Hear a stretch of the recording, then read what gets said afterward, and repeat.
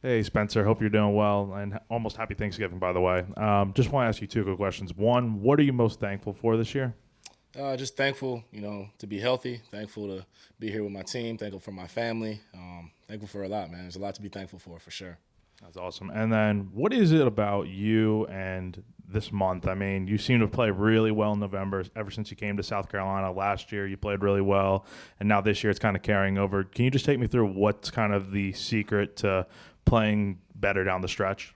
I think just as a group, you go through the year, got a lot of reps together, a lot of games together. Toward the month of November, you want to play your best ball. That's when it counts the most. And I just feel like you got to rise to the moment. I feel like as a group, we've done a good job, in these first three games. And obviously, we got a big task here on Saturday, so we got to finish out the month right. Spencer, thanks for doing this.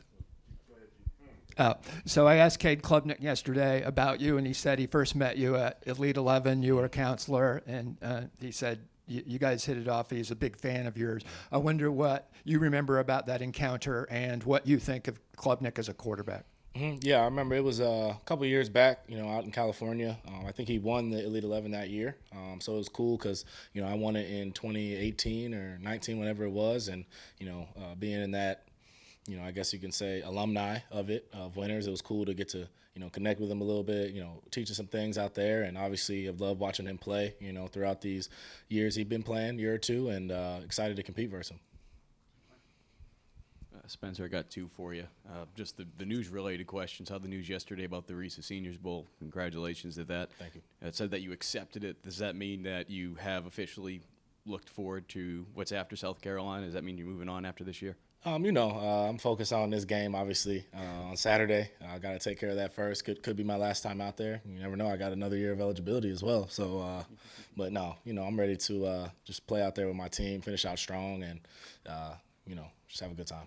And having the opportunity to play in this rivalry a year ago, I'm sure you got educated leading up to it, but now having experienced it last year, what are those emotions like heading into a game like this, knowing how much this state cares about this game? Yeah, introduced to it last year. It's an amazing rivalry, a fun time on the field. It's a four-quarter battle, like it is every game, but specifically with this one, our main focus is us, and we got to play our best ball to win this game. It's going to be an electric environment, last year is last year. We're focused on this game Saturday. Two new teams, two new mindsets. So it's going to be a fun game.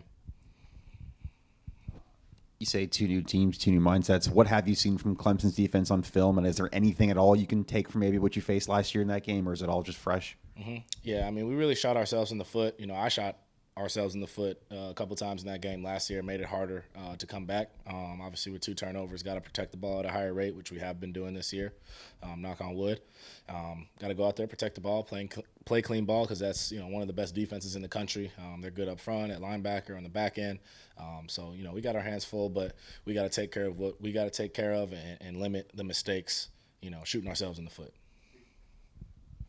Spencer, I got a couple for you.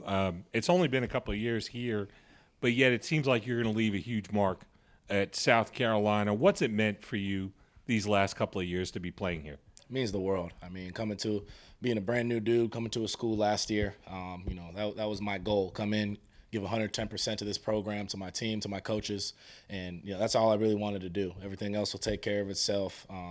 With how the fans look at me, I'm so appreciative for the fan base, coaches, team, everything. It means the world. This month is huge for us because we wanted to finish out and leave a mark on history here. We didn't start good, but it'd be pretty special. In the month of November to get 4 wins and get to a bowl game. That'd be awesome. So that's my focus. That's my goal. And like I said, just very appreciative towards everything that's happened to me here. In the landscape of college football, a couple of years ago, you were kind of on the forefront of guys who moved during the transfer portal, things like that. Now it's a couple of years later. It's got to be, I don't know, a nice feeling to see that there is that kind of freedom and movement for players, and you're not locked into decisions. Yeah, I think it's a great thing. Some guys don't fit in certain situations, and they got to do what's best for themselves, obviously. And I got to experience that firsthand, and it was one of the best decisions of my life. So yeah, happy for that. Yeah, Spencer, you were pretty vocal in the offseason about Zay and how much success you thought he would have this season. What has it meant to you to see him have as much success as he has had this season? And for you personally as well, what are some of the things that make Zay, that we may not see? We see the catches and the unreal speed for a man his size, but what are some of the things that we may not see that make Zay one of the best receivers in the country? Yeah, I think just his work ethic and how humble he is. He's a guy that if you throw attention his way, he doesn't want to hear it, really. He just wants to literally have his head down and work and keep improving and keep showing what he has. And I think we play off each other really well.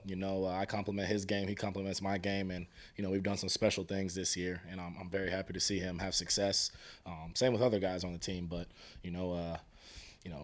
he's been an awesome weapon to have. I mean, just one of the best players I've played with in college, and, I'm ready to get out there again on Saturday with him and the other guys in this group and put on a show and have fun, man. With Juice, if he does get back on the field this Saturday, what would be the timing and rapport like with you guys since he hasn't been able to play in a couple of months, and what would that mean for the offense? I mean, obviously, if you have him come back, it's another weapon. That's a good question for Coach Beamer.